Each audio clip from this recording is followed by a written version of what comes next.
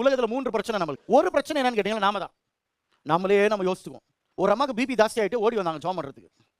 எதுக்கு தலை சுத்துதையா, பிபி நிறைய இருக்கிற மாதிரி இருக்கு. கவலைப்படாதீங்கன்னா ஒரு கவலை இல்லை பாஸ்டர். அப்ப எதுக்கு பிபினா கனவு காண்டாங்களா, கெட்ட கனவு. அந்த கனவு கண்டு பயந்ததுனால பிபி ஆயிடுச்சான். அப்ப தூங்கினாலும் இவன் என்ன பண்றான், ஏதோ ஒரு பயம், எழுந்தாலும் ஒரு பயம். ஸோ லாட் ஆஃப் ப்ராப்ளம் மனுஷனுக்கு இருக்கு. முதலாவது உங்களுக்கு எதிரி நீங்க தான். உங்களையே நீங்க பரிதாபப்படுறது, உங்களையே நீங்க பரிதாபப்பட்டு நினைச்சுக்கிறது. நன்றாக கவனிங்க. தேவ பிள்ளையா இருக்கிற உனக்கு ஒரு நன்மையும் குறைவில்லை.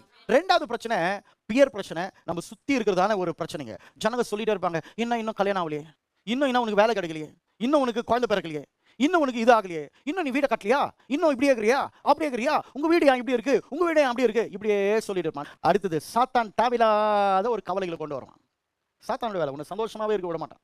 கர்த்தரை நம்பிக்கை விட மாட்டான். நான் இன்று உங்களுக்கு ஒன்று சொல்கிறேன், கர்த்தரை நம்பி பொறுமையாரு.